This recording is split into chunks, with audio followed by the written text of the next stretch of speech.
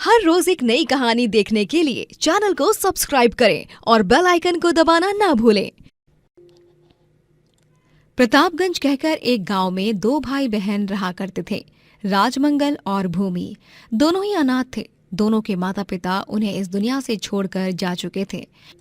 राजमंगल के पास एक auto rickshaw थी, जिसे चलाकर वो लोगों को एक जगह से दूसरी जगह छोड़ता और पैसे कमाता। राजमंगल अपना और अपनी छोटी बहन भूमि का पेट पालता और उसे अच्छे कॉलेज में पढ़ने भेजता। भैया ये लीजिए, ये तोहफा, जन्मदिन मुबारक हो भैया। लेकिन भूमि, बच्ची, तू ये तोहफा लाने की क्या जरूरत थी? तेरी दुआ ही मेरे लिए बहुत है, क्योंकि तू इस घर की लक्ष्मी है। भैया आप दिन रात बहुत ज्यादा खून पसीना एक करके इतनी मेहनत मशक्कत करते हो और पैसे कमाकर मुझे संभालते हो।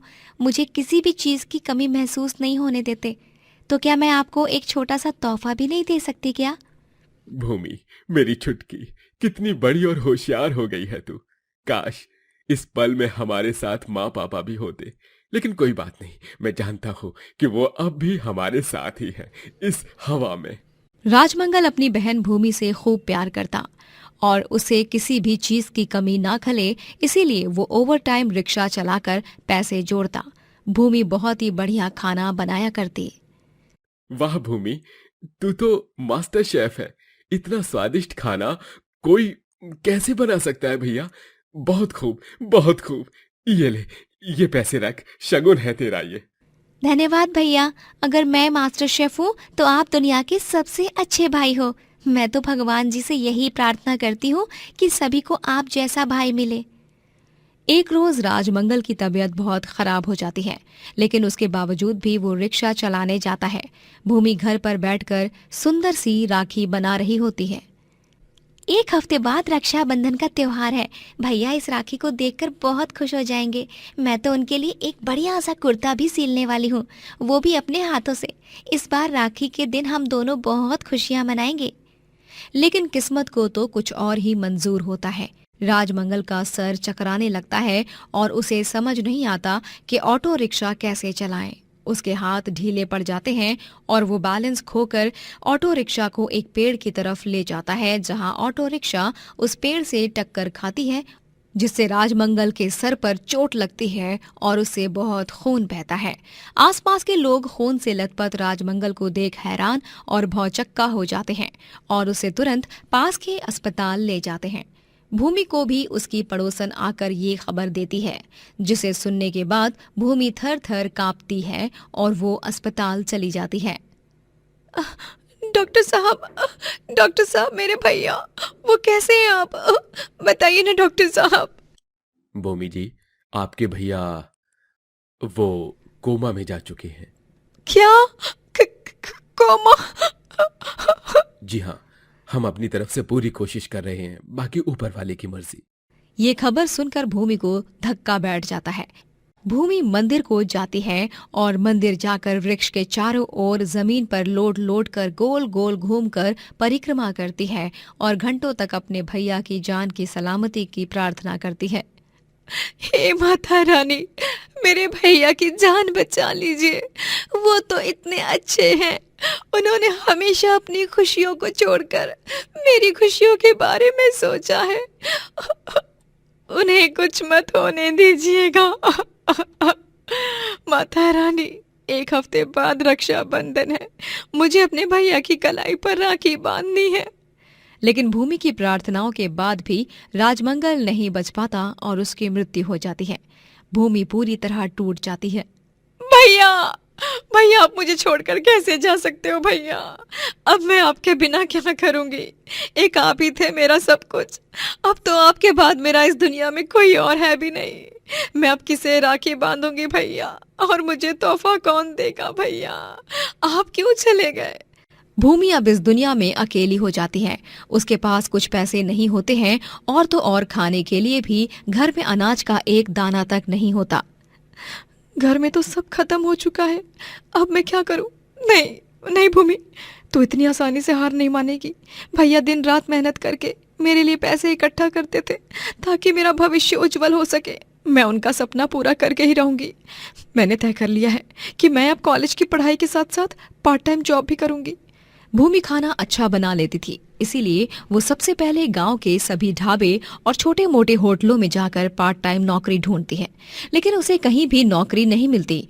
वो दुखी होकर बाजार से घर लौट रही होती है, तभी उसकी नजर बाजार में खड़े ट्रक ढाबा और मोटरसाइकिल ढाबा पर जाती है, जहां पर ग्राहकों की लंबी कतार लगी होती है। ये दृश्य देखकर एकदम से ही भूमि के दिमाग में एक सुझाव आता है। ये सारे जो वाहन हैं, ये वाहनों के ढाबे, यहाँ तो कितने सारे ग्राहकों की भीड़ जमी हुई है। भैया के जाने के बाद उनकी ऑटो रिक्शा वैसे की वैसी पड़ी हुई है। क्यों ना मैं भी उनकी ऑटो रिक्शा का ढाबा बना लूं। ऐसे अगर ढाबा खोलने जाओ तो बहुत पैसे लगेंगे। लेकिन अपने वाहन को ही ढाबा बनाकर कोई पैसे खर्च नहीं होंगे। हाँ। भूमि स्वर्गवासी राजमंगल की ऑटो रिक्शा की बहाली करती है और उसकी ऑटो रिक्शा को एक ढाबे में बदल देती है। वो उस पर एक बोर्ड लगाती है जिस पर बड़े अक्षरों में लिखा होता है, भूमि का ऑटो रिक्शा ढाबा। भूमि ऑटो रिक्शा को डेकोरेटिव आइटम से भी सजाती है और एक सुंदर सा ढाबा तैयार करती है। वो ढाबे पर स्वादिष्ट और खुशबूदार खाना पकाती है, जिससे ग्राहक बहुत खुश हो जाते हैं। शाबाश भूमि बिटिया, बहुत ही लाजवाब खाना बनाया है तुमने। राजमंगल की यादों को साथ लेकर तुमने जो ऑटो रिक्शा ढाबा तैयार किया है, ये बहुत ही काबिले तारीफ है। मुझे तुम पर बहुत गर्व महसूस हो रहा है बिटिया। धन्यवाद कुलभूषण चाचा। अरे मुझे और 2 कटोरी भरकर खीर दे दो, और हाँ, छोले कुलचे बहुत ही लजीज बनाए हैं। आप 1 प्लेट पार्सल भी कर देना। ठीक है जी। भूमि ऑटो रिक्शा ढाबे से खूब पैसे कमाने लगती है और बड़ी ही लगन से खाना बनाती है। थोड़े ही दिनों में वो पूरे गांव में अपने ऑटो रिक्शा ढाबे के कारण मशहूर हो जाती है। लेकिन एक दिन रिक्शा में सिलेंडर लीक हो जाता है और ब्लास्ट होकर रिक्शा भी जलकर राख हो जाती है। भूमि की जान को कुछ नहीं होता, लेकिन जिस ऑटो रिक्शा में उसकी जान बसती थी वो अब जलकर राख हो चुकी थी। नहीं, मेरी ऑटो रिक्शा, मेरे भैया की आखिरी निशानी। ऐसा नहीं होना चाहिए था। ढाबे के साथ साथ मेरे भैया की भी यादें चली गई। मैं तो बर्बाद हो गई। माता रानी, क्यों इतनी अग्नि परीक्षा ले रहे हो आप मेरी। भूमि का अब गांव में कुछ नहीं बचा था, इसीलिए वो अपने कॉलेज की पढ़ाई खत्म करके बस में सवार होकर शहर चली जाती है, ताकि वहां पर वो कोई नौकरी ढूंढकर अपना गुजर बसर कर सके। जब वो शहर की सड़कों पर अपना सामान हाथ में लिए यहाँ से वहां भटक रही होती है, तभी वो एक बड़े से मैदान में हो रहा कुकिंग कंपटीशन देखती है। 10 मिनट में 5 पकवान बनाने वाले को मिलेंगे पूरे 10 लाख रुपए। ये तो बहुत ही सुनहरा मौका है। मुझे इसमें भाग लेना चाहिए। जीतूं या हारूं, वो सब माता रानी पर भरोसे है। भूमि माता रानी का नाम लेकर उस कुकिंग कंपटीशन में भाग लेती है और 10 मिनट में 5 पकवान बनाकर कंपटीशन जीत जाती है और उसे 10 लाख रुपए का इनाम मिलता है। ये कंपटीशन मानो माता रानी का आशीर्वाद बनकर भूमि की किस्मत में आया। भूमि उन पैसों से शहर में अपना घर लेती है और एक बड़ा सा रेस्टोरेंट ओपन करती है, जिसका नाम होता है राजमंगल फूड पैलेस। वो अपने भैया की याद में रेस्टोरेंट को खोलती है और जीवन में बहुत तरक्की प्राप्त करती है। मनमोहन और उमा दोनों ही फतेहपुर में अपने छोटे बेटे ऋषि संग रहते थे। मनमोहन अपने पैरों से अपाहिज था, जिसके चलते वो घर पर ही रहता और चल फिर नहीं पाता, और सारी जिम्मेदारियां उमा के कंधों पर आ गई थी। उमा दूसरे लोगों के घर में जाकर खाना पकाती और अपना और अपने पति और बेटे का पेट पालती। मनमोहन जी, ये लीजिए खाना। मनमोहन बस व्हील चेयर पर ही बैठा रहता और वो अपने पैरों पर खड़ा भी नहीं हो पाता। उमा, मुझे माफ कर दो। पता नहीं उस रात क्या हुआ और मेरा एक्सीडेंट हुआ। मैंने अपने पैरों को खो दिया और अपाहिज हो गया, और मेरी वजह से तुम्हें इतना सहना पड़ता है, इतनी मेहनत करनी पड़ती है। इतनी मेहनत करती हो तुम, और मैं बस इस व्हील चेयर पर ही पड़ा रहता हूँ। ऐसा मत कहिए। आप अपाहिज हो गए, इसमें आपकी क्या गलती है। आपने जानबूझ के थोड़े ना ये सब किया है। भले ही डॉक्टर बाबू ने कहा है कि आप शायद ही कभी अपने पैरों पर खड़े हो पाएंगे, लेकिन मुझे अपने भगवान पर और हमारे पवित्र प्यार पर पूरा भरोसा है कि आप एक ना एक दिन जरूर ठीक हो जाएंगे। उमा और मनमोहन दोनों ही एक दूसरे से बहुत प्यार करते थे। और उनका प्यार ही उन दोनों की ताकत भी था। उमा को तकलीफ ना हो इसीलिए मनमोहन रोज सुबह जल्दी उठकर ऋषि को तैयार करता, उसके बाल बनाता, उसका टिफिन पैक करता और उसको पढ़ाई भी करवाता। कभी कभी व्हील चेयर पर बैठकर ही घर की अलमारी या कोना साफ कर देता। उमा 3 जगह पर खाना बनाने जाती और तीनों ही मालकिनें बहुत क्रूर होती हैं। अरे ओ हीरोइन, अच्छे से कूटना मसाले को, तेरे हाथ छिल जाएंगे, इसका डर है क्या तुझे? क्यों, किसको दिखाने हैं तेरे हाथ तुझे? डेट पे जाना है क्या, बेवकूफ कहीं की? नहीं नहीं मालकिन साहिबा, नहीं नहीं। हाँ वैसे भी तुझे तो बस अपने उस अपाहिज पति से ही प्यार है। चल चल, मेरे पति को ऑफिस से आते ही भूख लग जाती है, जल्दी से खाना बना दे, समझी? मालकिन के मुंह से अपने पति के बारे में ऐसी बात सुनकर उमा को बहुत बुरा लगता है। उसकी आंखों से आंसुओं की धारा बहती है, प्यास काटने से नहीं, उसके दिल पर ठेस पहुंचने की वजह से। करवा चौथ का पर्व आता है और उमा भी मनमोहन के लिए व्रत रखती है। उमा, ये व्रत मत रखो, तुम्हें आज व्रत के दिन भी बाकी घरों में रसोई पकानी है, तुम्हें चक्कर आ जाएंगे।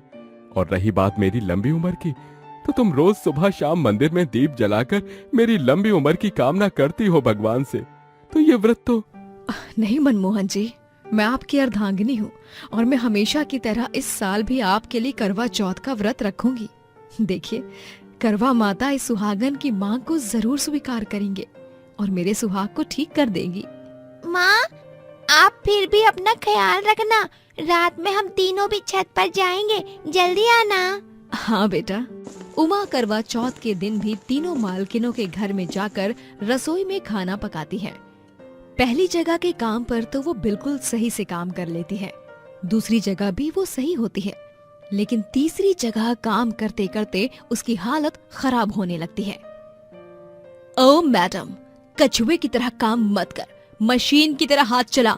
आज शाम मेरी सारी सहेलियां आने वाले हैं और उनकी सास भी कथा पढ़ने और फेरी की रस्म भी होगी, तो तुम्हें करीबन 40 से 50 लोगों का खाना बनाना होगा और चांद निकलने तक यहाँ रुकना होगा, सबको स्नैक्स और नाश्ता परोसने के लिए, समझे? लेकिन मालकिन, व्रत तो मेरा भी है, मुझे भी तो कथा पढ़नी है, चांद की पूजा करनी है। अच्छा ठीक है, तो तुम भी किसी कोने में बैठकर अपनी कथा पढ़ लेना, लेकिन खाना तो तुम्हें पूरा बनाना ही होगा, समझी? बेचारी उमा अपने हाथों को तेज चलाने लगती है। उसे बहुत चक्कर आने जैसा महसूस होता है, उसका सर भी घूमने लगता है, पर फिर भी वो खाना बनाती ही रहती है, बिना सोचे, बिना रुके। शाम को मालकिन और बाकी सारी औरतें इकट्ठा हो जाती हैं और एक बूढ़ी औरत उन सब के बीच बैठकर उन्हें करवा चौथ की कहानी सुनाती है। आओ फिर, पत्नी करवा आपन सुहागन की चिल्लाहट सुन के भागे दौड़े चली आई और ऊ मगरमच्छ का कच्चे धागे से बांध दिए। और फिर उके बाद में हुआ यूं के।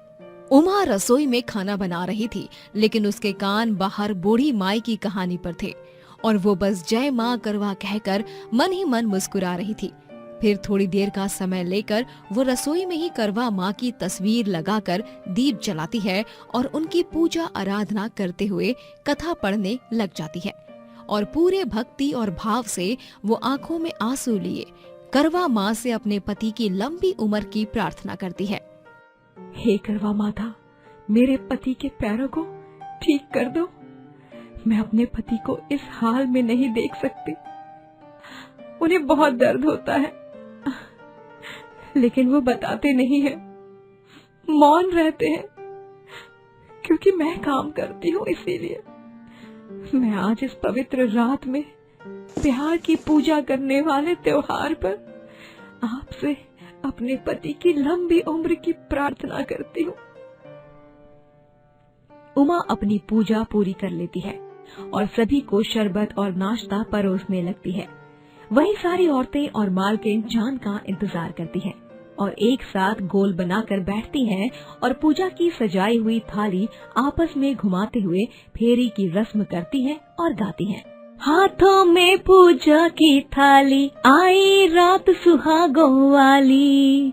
चांद को देखो हाथ में जोड़ूं, करवा चौथ का व्रत मैं तोड़ूं। तेरे हाथ से पीकर पानी, दासी से बन जाऊं रानी। आज की रात जो मांगे कोई वो पा जाए रे। घर आजा परदेसी तेरा देश बुलाए रे। घर आजा परदेसी तेरा देश बुलाए रे। और इसी बीच उमा भी अपनी थाली सजा लेती है और घूंघट ओढ़कर उन सभी औरतों के बीच अपना चेहरा छुपाकर बैठ जाती है, ताकि मालकिन को शक न हो और वो चिल्लाए ना। मेरी फेरी की रस्म भी हो गई। जय माँ करवा। अब बस वक्त रहते ही मैं चांद आने से पहले मनमोहन जी के पास चली जाऊं। वो मेरी राह देख रहे होंगे। उमा अपनी फेरी की रस्म भी पूरी कर लेती है और फिर अपना सारा काम निपटाकर वो जल्दी से हाथ रिक्शा में बैठती है और अपने घर जाती है। अरे उमा, तुम आ गई? जी, वो थोड़ी सी देर हो गई। अच्छा सुनिए, ये कुर्ता आप देख लीजिए, मैंने आपके लिए बाजार से लिया था। लेकिन उमा, इसकी क्या जरूरत थी? सुहागन श्रृंगार करेगी तो उसका सुहाग क्यों नहीं? ऋषि, पापा की मदद करो, तब तक मैं भी तैयार हो जाती हूँ। उमा श्रृंगार करके लाल साड़ी में तैयार हो जाती है और मनमोहन भी लाल कुर्ता पहनता है। ऋषि भी सजता है और उमा अपनी पूजा की थाली लिए छत पर जाती है और फिर थाली छत पर रखकर फिर से नीचे आती है और व्हील चेयर से मनमोहन को भी छत पर ले जाती है। तीनों भी छत पर चांद की राह देख रहे हैं। तभी मनमोहन देखता है कि उमा का पैर छत पर से फिसलने वाला है और वो गिरने वाली है। मनमोहन का जी घबरा जाता है और उमा गिरे उससे पहले ही मनमोहन जोर से चिल्लाता है और अपने दोनों पैरों पर खड़े होकर उमा को बचाने के लिए भागता है। उमा! मनमोहन उमा की जान बचा लेता है और उमा और ऋषि दोनों भी मनमोहन को खड़े देख आश्चर्यचकित रह जाते हैं। और तो और मनमोहन को खुद अपने आप पर यकीन नहीं होता कि वो अब चल फिर सकता है। उमा, ऋषि बेटा, ये देखो, मैं चल पा रहा हूँ, मैं चल सकता हूँ। ये तो गजब हो गया, ये तो करिश्मा हो गया। आखिरकार करवा माता ने मेरी प्रार्थना सुन ही ली। बोलो जय माँ करवा। जय माँ करवा। पापा, आज मैं बहुत खुश हूँ। मैं भी। उमा, तुम्हारा व्रत सफल हो गया। धन्यवाद उमा, अगर तुम ना होती तो न जाने मेरा क्या होता। दोस्तों, अगर आपको ये कहानी पसंद आई तो लाइक करें, शेयर करें और कमेंट करके बताएं कि कहानी में आपको सबसे अच्छा क्या लगा।